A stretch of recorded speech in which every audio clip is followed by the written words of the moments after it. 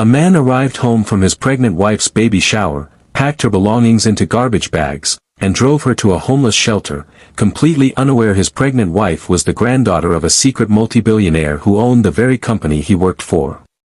He had calculated every cruel detail of abandoning her that night, timing his betrayal for maximum devastation, yet he remained blind to the empire of wealth standing silently behind the woman he discarded like trash. The shelter's fluorescent lights cast shadows across her swollen belly as he handed her bags to the intake worker, never once considering that the exhausted pregnant woman before him controlled his career, his future, and his fate with a single phone call she refused to make. What he discovered in the weeks that followed would shatter every assumption he'd built about power, status, and the woman he'd underestimated, leaving him to face consequences that transformed his arrogance into absolute ruin. This story reveals how pride blinds us to truth, how cruelty births justice, and how the powerless often hold power we cannot see, lessons that will challenge everything you believe about judgment, consequence, and redemption. Would the man recognize his wife's true identity before losing everything he valued, or would his ignorance cost him the life he'd taken for granted, leaving him to discover too late that the woman he destroyed was the architect of his world? Tyler Morrison stood in the doorway of the modest apartment, his jaw set in a hard line as he surveyed the aftermath of his pregnant wife's baby shower. Pink and blue streamers still hung from the ceiling, deflated balloons clustered in corners like forgotten promises, and gift boxes formed small towers near the second-hand sofa they'd purchased 3 years ago when optimism still colored their marriage. His wife, Emma Richardson Morrison, sat on that same sofa now, her hand resting protectively on her 8-month pregnant belly, exhaustion evident in every line of her face as she smiled at him with hope he no longer felt.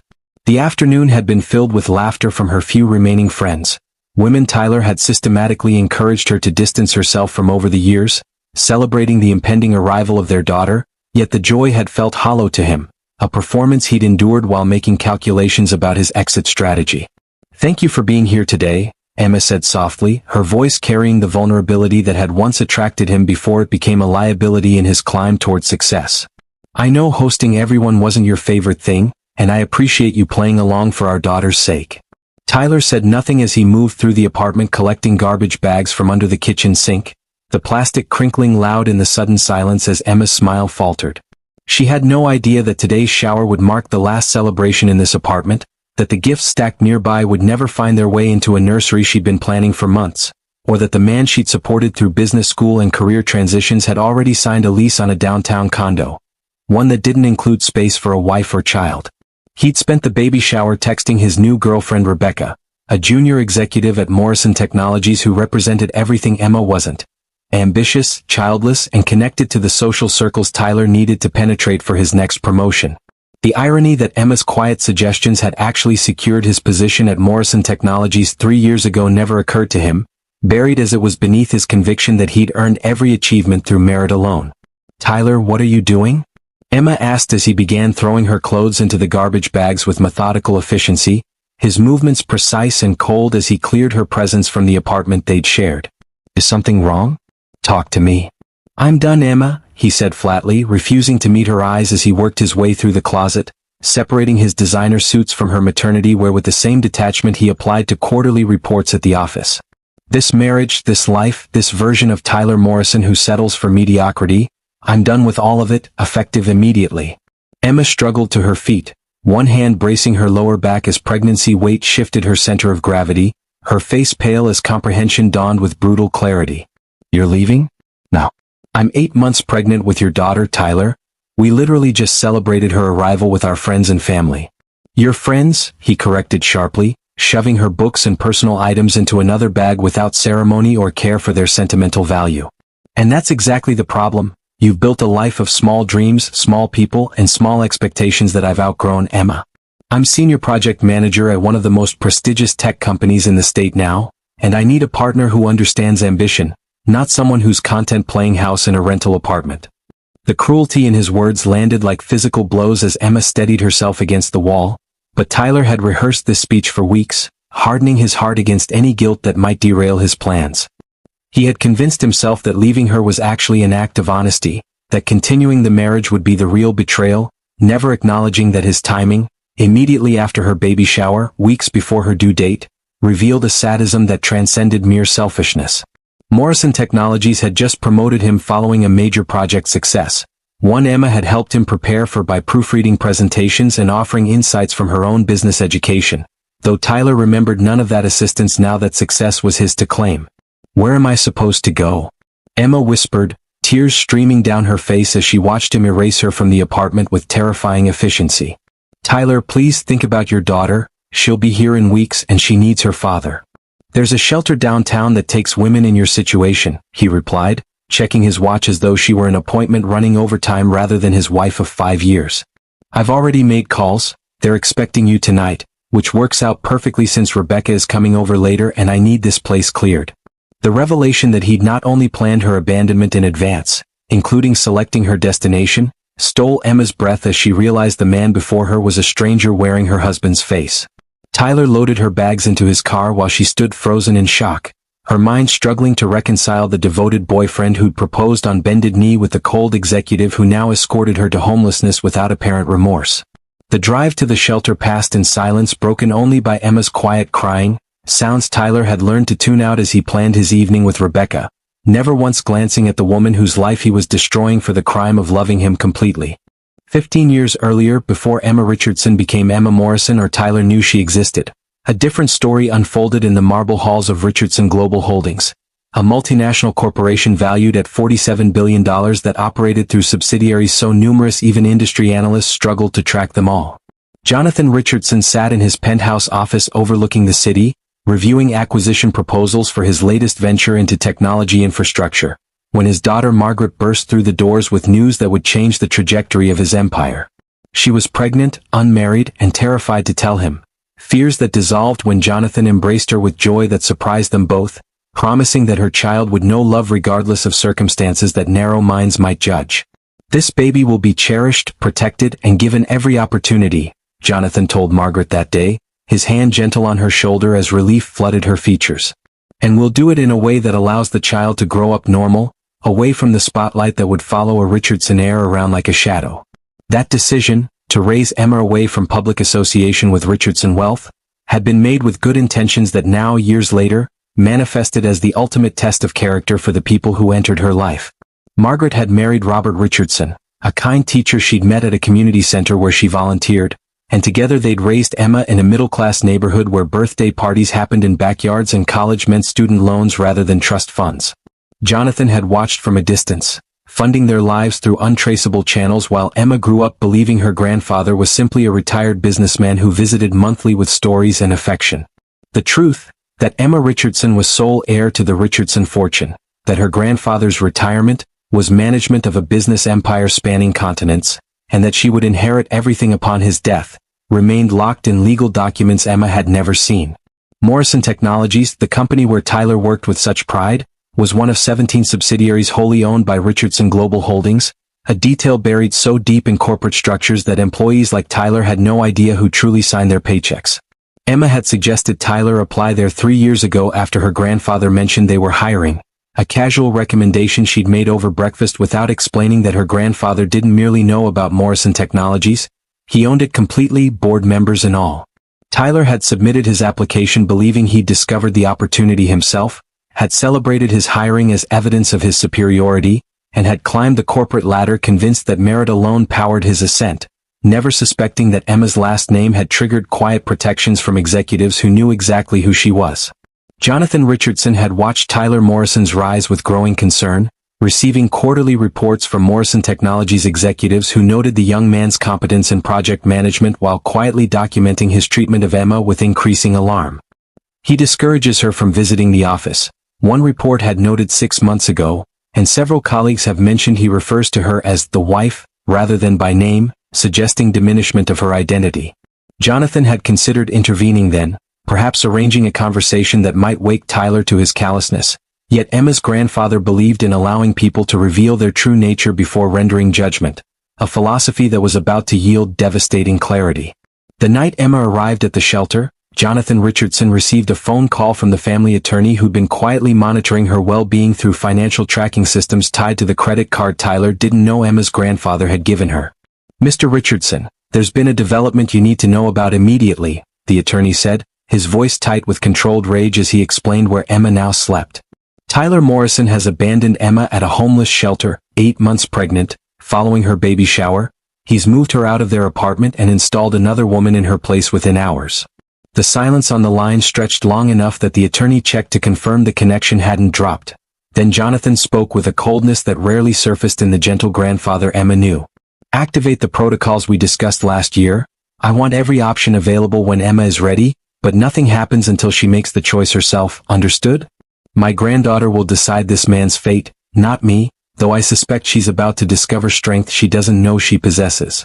Emma's grandfather had established Morrison Technologies specifically to create career opportunities in their city, funneling millions into local economic development while maintaining anonymity that protected his family from the spotlight he'd learned to despise. Tyler Morrison had benefited from that generosity for 3 years, drawing a salary that Emma's inheritance funded, working in offices that Emma technically owned, reporting to executives who answered ultimately to the woman he just discarded like trash. The shelter where Emma now slept in a narrow bed surrounded by other women life had cornered sat just blocks from Morrison Technologies headquarters, a proximity that would soon transform from coincidence into cosmic irony when truth finally surfaced and Tyler learned exactly who he'd betrayed. 3 weeks after abandoning Emma at the shelter, Tyler Morrison strode into Morrison Technologies headquarters with the confidence of a man whose life was finally aligning with his ambitions, nodding to security guards who'd watched him arrive daily for 3 years.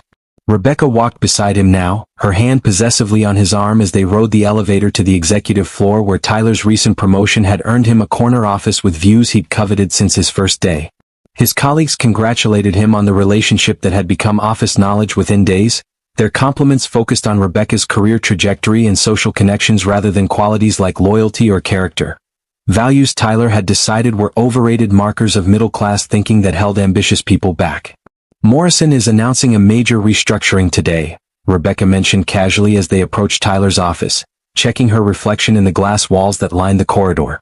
Rumor is they're bringing in new C-suite executives from the parent company, though nobody seems to know who actually owns Morrison. It's buried under like 15 shell corporations. Tyler shrugged, unconcerned with ownership structures that didn't directly impact his position or trajectory, settling into his desk chair as he reviewed the morning's emails. His life had improved dramatically since shedding the weight of Emma and impending fatherhood. He'd been sleeping better, focusing more clearly on work, and enjoying the social opportunities that came with dating someone like Rebecca who enhanced rather than diminished his professional image. The guilt he'd anticipated never materialized, replaced instead by conviction that he'd made the difficult but necessary choice successful people must make when personal relationships conflict with professional advancement. Emma hadn't contacted him since that night at the shelter, a silence Tyler interpreted as acceptance of their divorce rather than the stunned grief it actually represented, and he'd already filed paperwork that would legally erase their marriage within months. The morning meeting announcement came through at 9:47 a.m., All senior staff were required to attend a mandatory assembly in the main conference hall at 10 a.m. sharp for critical company announcements regarding leadership transitions and strategic direction. Tyler straightened his tie, grabbed his tablet, and joined the stream of executives flowing toward the conference hall, noting the unusual tension rippling through normally confident colleagues who whispered speculation about what changes might be coming. Morrison Technologies had been stable for years, weathering industry disruptions while maintaining steady growth that suggested strong leadership at the top. Yet something in today's summons felt different, ominous even, though Tyler dismissed the concern as projection from anxious co-workers who lacked his security. The conference hall filled quickly, over 200 employees crowding into seats arranged theater-style facing a stage where Morrison's CEO typically delivered quarterly updates with reassuring competence. Today, however, the CEO stood off to the side, his expression unreadable as he waited beside the podium where a woman Tyler had never seen before arranged notes with calm efficiency. She appeared to be in her mid-60s, dressed in a steel gray suit that suggested authority rather than fashion, and something in her bearing commanded attention before she'd spoken a single word. Tyler found himself studying her with the assessment skills he'd honed in business school, noting the quality of her accessories and the deference shown by executives he'd considered untouchable, wondering who this woman was and why she radiated power that seemed to dim everyone else in the room. "Good morning," the woman began, her voice cutting through the murmuring crowd with natural authority that silenced speculation instantly. "For those who don't know me, I'm Catherine Wheeler, Chief Operating Officer of Richardson Global Holdings, the parent company that owns Morrison Technologies along with 16 other subsidiaries across multiple industries. The revelation that Morrison Technologies had a parent company that owned 17 businesses stunned Tyler, though he recovered quickly, already calculating how this information might be leveraged for his benefit. Richardson Global Holdings was a name he'd heard whispered in business circles, always with the reverence reserved for truly significant players, yet the company maintained such low public profile that Tyler had never connected them to his employer. Catherine Wheeler continued speaking, explaining that Richardson Global Holdings was implementing new oversight protocols across all subsidiaries to ensure corporate values aligned with Richardson family principles. Principles she was about to outline in detail that would shatter Tyler's morning composure. Richardson Global Holdings was founded 40 years ago by Jonathan Richardson with a specific mission, Catherine explained, her gaze sweeping the audience as she spoke. We build businesses that serve communities, create meaningful employment, and operate with integrity that honors the dignity of every person we touch, employees, customers, partners, and families. These aren't empty words in a mission statement nobody reads. They're the non-negotiable foundation of how Richardson companies operate, and failure to embody these principles results in immediate termination regardless of position or performance metrics. Tyler felt the first flutter of unease as Catherine's words registered, though he couldn't yet identify why corporate values talk would concern him specifically. Around the conference hall, other employees shifted in their seats, some nodding agreement while others exchanged worried glances that suggested they too sensed something significant hiding beneath Catherine's measured presentation. Rebecca gripped Tyler's hand suddenly, her confidence wavering as she whispered, "Why does this feel like it's aimed at someone specific?" Tyler had no answer, his attention locked on Catherine Wheeler as she advanced to her next point with the inevitability of a judge approaching sentencing. Catherine Wheeler advanced her presentation slide, revealing a photograph that froze Tyler's blood in his veins. It was Emma, smiling in a candid shot that appeared to have been taken at a family gathering, her resemblance to the woman on stage now unmistakable as recognition crashed through Tyler's denial. "This is Emma Richardson, granddaughter of Jonathan Richardson and sole heir to Richardson Global Holdings," Catherine announced, her voice hardening as she let that information settle across the stunned audience. Emma is 8 months pregnant, homeless because her husband abandoned her at a shelter 3 weeks ago, and the reason we're having this conversation today. The conference hall erupted in whispers that built to a roar as 200 employees processed the revelation simultaneously, heads turning to locate Tyler Morrison, whose face had gone white as shock and horror warred for dominance.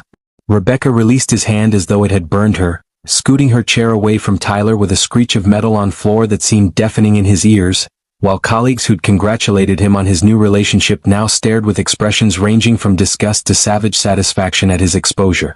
Tyler's mind raced through impossible calculations, trying to reconcile the exhausted pregnant woman he'd discarded with the heiress Catherine described, searching desperately for evidence this was mistaken identity or elaborate prank rather than the catastrophic truth it appeared to be. 3 years ago, Emma Richardson suggested that her then-boyfriend Tyler Morrison apply for a position at Morrison Technologies, Catherine continued, advancing to another slide that showed Tyler's hiring documents highlighted with dates that confirmed the timeline. Tyler was hired based on qualifications Emma accurately assessed he possessed, and his career here has been supported by leadership that was aware of his connection to the Richardson family, not because of favoritism, mind you, but because we protect our people's relatives with the same care we protect our people. The implication landed like a hammer. Tyler's success, his promotions, his corner office and six-figure salary, all existed in an ecosystem shaped by the woman he'd thrown away like garbage. Catherine displayed performance reviews next, highlighting positive assessments that Tyler had attributed to his brilliance while ignoring the subtle protections that had smoothed obstacles other employees faced. Mr. Morrison's direct supervisor noted 18 months ago that his treatment of Emma showed concerning patterns.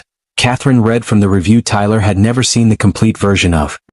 He discouraged her from visiting the office, rarely mentioned her to colleagues, and appeared uncomfortable when she was referenced, behaviors suggesting he viewed his wife as liability rather than partner. Tyler wanted to defend himself, to explain that his ambition had nothing to do with Emma's identity that he hadn't known about, yet the words died in his throat as Catherine's presentation revealed just how thoroughly he'd been observed and judged. Every dismissive comment about Emma to co-workers had been documented. Every time he'd claimed sole credit for achievements she'd contributed to had been noted. Every warning sign of the cruelty that would eventually manifest in ultimate betrayal had been recorded by leaders who'd hoped he might still develop character to match his capabilities. The hope had been misplaced, as the shelter admission forms Catherine now displayed made brutally clear. Tyler had abandoned his pregnant wife with such calculation that he'd prearranged her destination. timing his cruelty to maximize her devastation while minimizing his inconvenience. Richardson Global Holdings employs over 40,000 people across our subsidiaries, Catherine said, her voice carrying weight that pressed down on Tyler like physical force as the walls closed in around him. We maintain this employment through Jonathan Richardson's commitment to building businesses that serve communities and honor human dignity, values Tyler Morrison has demonstrated he does not share or respect. Effective immediately, Mr. Morrison's employment with Morrison Technologies is terminated for gross violation of company values, and he is hereby banned from employment with any Richardson Global Holdings subsidiary for life. The finality in Catherine's pronouncement allowed no appeal or discussion as security guards materialized at the conference room doors, their presence explaining why exits had been blocked before the meeting began. Tyler sat paralyzed as the reality of his situation crystallized. He destroyed his marriage to Emma Richardson, lost his career at the company she technically owned, and done it all with such public cruelty that his reputation in their industry was now permanently destroyed by his own choices. Rebecca stood and moved to a different section of the conference hall without a word or backward glance, her calculation of Tyler's value completing in seconds now that his status had evaporated, leaving him alone in a crowd of former colleagues whose expressions ranged from contempt to pity he found even more unbearable. One additional point, Catherine added as security moved toward Tyler with professional efficiency that suggested they'd done this before. Emma Richardson made no request for this termination. She doesn't even know it's happening right now. This action comes from Richardson Global Holdings leadership who refuse to employ people who treat vulnerable family members with such calculated cruelty. Mr. Morrison, you're required to surrender all company property immediately and vacate the premises. Your personal belongings will be shipped to the address on file. Tyler's legs barely supported him as security escorted him from the conference hall past colleagues who parted like he carried contagion, their faces reflecting the judgment he'd earned through choices that had seemed so justified when he made them. The elevator ride to the ground floor lasted forever and not long enough, delivering him to a lobby where other morning arrivals witnessed his perp walk exit with curiosity that would fuel gossip for weeks. Outside, the late morning sun felt too bright, too normal for a day when Tyler's entire life had collapsed in under 30 minutes, leaving him standing on a sidewalk with nowhere to go and nothing but the crushing realization that he'd sacrificed everything real for illusions that had evaporated the moment truth emerged. 6 months later, Emma Richardson sat in the nursery of a modest home her grandfather had purchased for her in the same middle-class neighborhood where she'd grown up, rocking her daughter Lily while evening light painted gold across walls decorated with the same gentle care Emma brought to everything she touched. The baby shower gifts Tyler had never allowed her to unpack now filled the room with purpose. The crib from her college roommate, the changing table from her book club, the handmade quilts from church members who'd celebrated Lily's impending arrival with joy Tyler had dismissed as small-town sentimentality. Emma hummed softly as Lily nursed, her heart full in ways that had nothing to do with money or status and everything to do with the fierce love that had sustained her through months of unimaginable pain. The divorce had finalized 3 months after Lily's birth, a legal process Emma had initiated not from anger, though anger would have been justified, rather from clarity that Tyler had shown her exactly who he was when she was most vulnerable, and believing him was the kindest thing she could do for herself and her daughter. Her grandfather had wanted to destroy Tyler completely, to leverage Richardson Global Holdings' industry influence to ensure Tyler never worked again in any professional capacity, yet Emma had refused that nuclear option with the same grace that had characterized her response to abandonment. "He's already suffering consequences of his choices, Grandpa," Emma had said quietly when Jonathan pressed for permission to unleash the full weight of their power. "Adding cruelty from me just makes me cruel too, and I won't let what he did transform me into something I'm not." Tyler Morrison's life post-termination had unfolded with the harsh inevitability of karma operating without intervention, his name so thoroughly associated with abandoning his pregnant wife that job applications went unanswered even for positions far below his previous level. The corner office and 6-figure salary had vanished, replaced by a studio apartment in a building where plumbing problems went unfixed for weeks and the elevator broke down monthly, giving Tyler intimate acquaintance with struggles he dismissed as products of insufficient ambition rather than circumstances beyond individual control. Rebecca had left him within days of his firing, her calculation that Tyler with nothing offered nothing hadn't required complex math, and the social circles he'd coveted access to had closed ranks so completely that Tyler's calls went unreturned by people who'd seemed like friends before they weren't useful anymore. The homeless shelter where Tyler had abandoned Emma now served him 3 nights a week. The same shelter, the same narrow beds, the same fluorescent lights that had illuminated Emma's despair now lighting his own as cosmic justice worked its mathematics with precision he had to admire even through his misery. He'd lasted 4 months trying to maintain his previous lifestyle on savings that evaporated faster than he'd anticipated before reality forced him to seek the same social services he'd criticized as crutches for unmotivated people, learning through direct experience that life breaks people through circumstances no amount of ambition can prevent. The shelter staff treated him with professional kindness that somehow made his shame worse than contempt would have, their compassion highlighting the cruelty he'd shown Emma when their positions were reversed and he held all the power he'd since lost completely. Emma had learned of Tyler's situation through her grandfather's periodic updates, information Jonathan shared not to encourage gloating. Emma had no capacity for that particular satisfaction, rather to ensure she knew Tyler posed no threat to her or Lily's safety. He works part-time at a grocery store now, Jonathan had mentioned last month, his voice carefully neutral as he gauged Emma's reaction. Night shifts stocking shelves for $15 an hour. It's honest work, certainly, though I suspect he's learning lessons he declined to learn when learning would have been easier. Does he ever ask about Lily? Emma had asked, surprising herself with the question and the faint hope it contained despite everything Tyler had done. Jonathan shook his head gently, his expression sad in ways that had nothing to do with Tyler's suffering and everything to do with the father his great-granddaughter would never know. He hasn't contacted anyone attempting to reach you or inquire about his daughter. Pride, shame, or simple disinterest I cannot say, but the result is the same.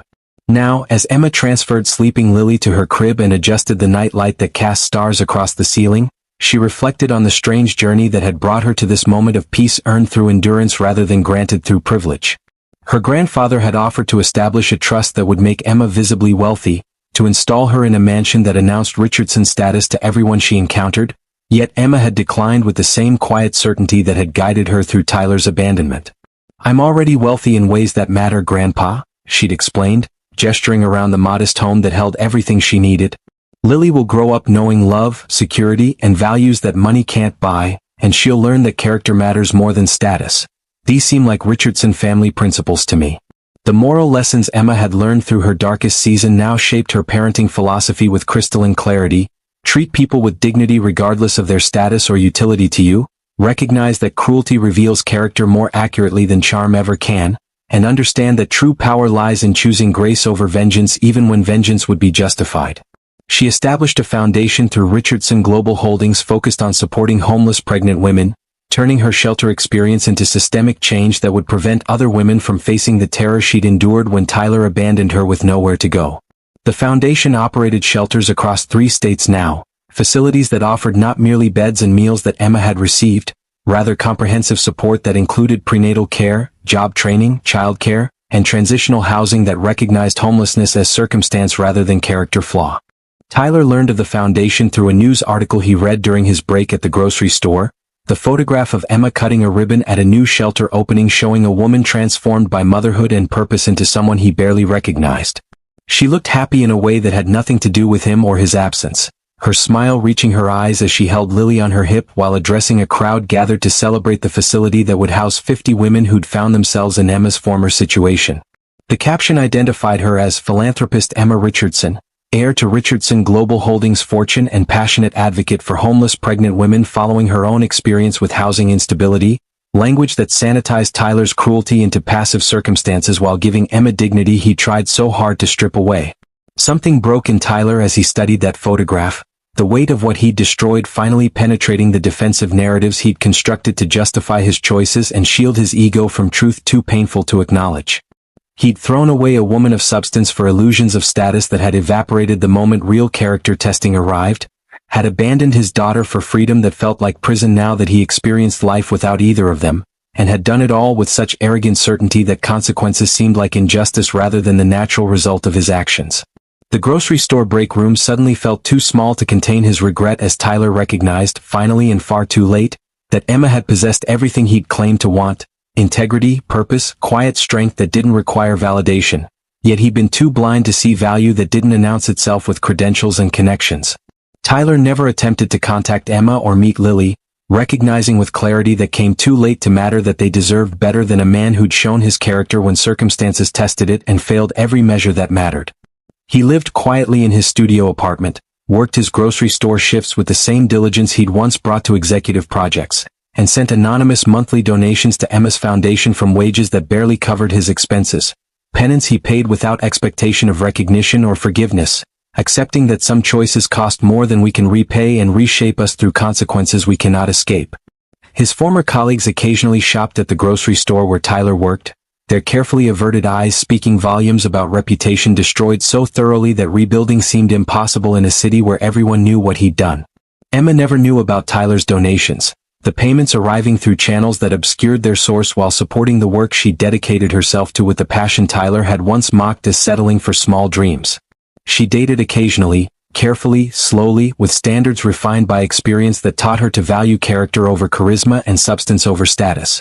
Teaching Lily through example that a woman's worth exists independent of male validation while modeling the self-respect Tyler had tried so hard to undermine. Her grandfather watched Emma rebuild her life with pride that had nothing to do with Richardson wealth and everything to do with the grace with which his granddaughter had transformed suffering into service, choosing to help others rather than becoming bitter about help she'd needed and almost didn't receive. The story of Emma Richardson and Tyler Morrison spread through business circles as cautionary tale told in hushed voices at networking events and leadership conferences, a parable about pride, cruelty, and the importance of treating people well regardless of their perceived status or utility to your ambitions. Catherine Wheeler referenced it in a keynote address about corporate values, explaining without naming names that character reveals itself most clearly when we think no one important is watching. And everyone is always someone important if we possess the wisdom to recognize shared humanity over hierarchical position. Morrison Technologies thrived under leadership that understood Emma's story as mission statement rather than anecdote, building a culture where employees' families were honored and protected because the company never forgot what happened when they failed to do so. Years later, when Lily was old enough to ask about her father, Emma told her daughter a truth edited for young ears while maintaining its essential message. Sometimes people show us who they are through their choices, and believing them is the most loving thing we can do for ourselves and those we're responsible for protecting. Your father couldn't see past his own ambitions to the family that needed him, Emma explained gently, holding her daughter close as she spoke.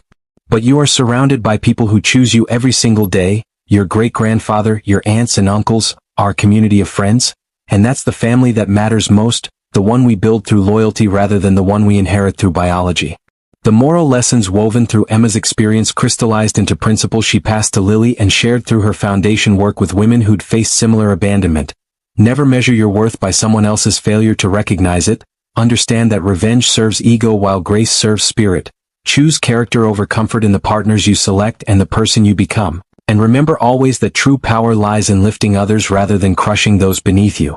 These weren't abstract values Emma preached without practicing.